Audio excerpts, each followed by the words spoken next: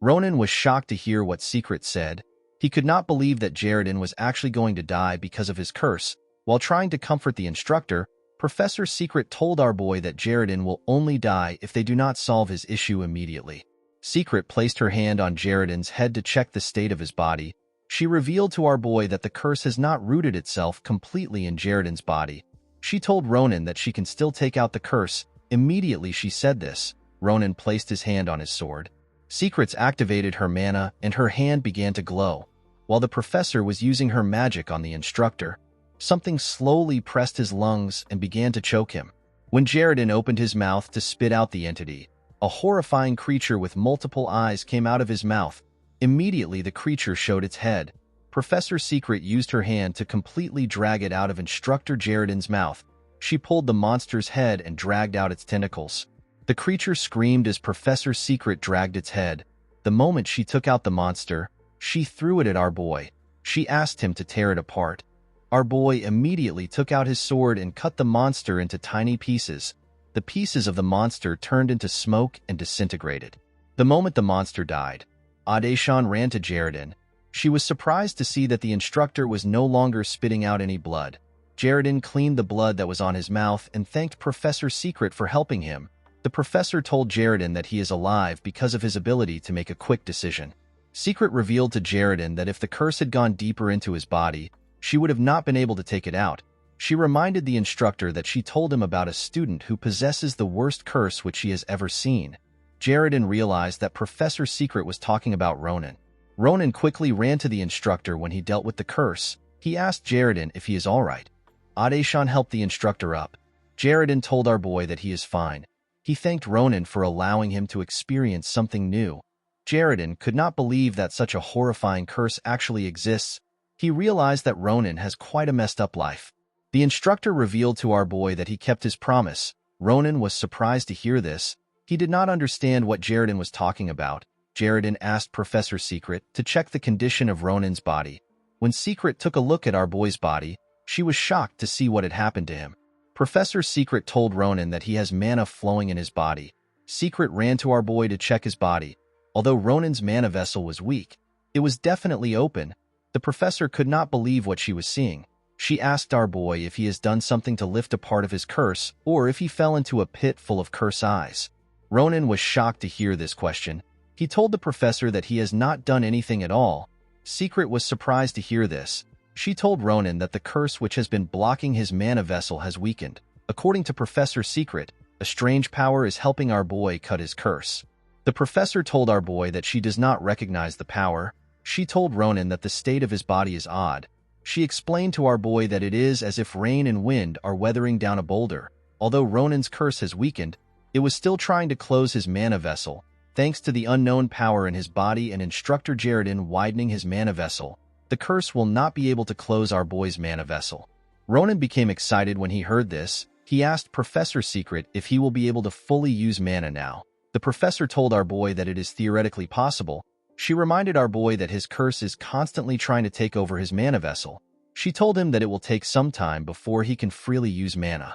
Secret told our boy that if he continues to train diligently, he might be able to use mana in the next 20 years. Ronan lost all hope when he heard this. He told the professor that 20 years is a long time. He explained to her that he cannot wait for such a long time. Secret told our boy that the fact that he is able to use mana is already a miracle. She explained to him that if he does not completely remove his curse, the only way he can solve his problem is by training. While the two were talking, Jaran moved closer to them. He told them that there is a way to shorten the training time. Ronan and the professor were surprised to hear this. Jaran explained to them that the result of the method he wants to use may vary depending on Ronan's efforts. He assured our boy that his method will shorten his training time. With a serious look on his face, the instructor told the two that Ronan can shorten his time if he uses the mana technique which he invented. Ronan and Jaran sat in a lotus position. Jaran placed his hand on our boy's back. He explained to Ronan that his current mana vessel can only handle a small amount of mana right now.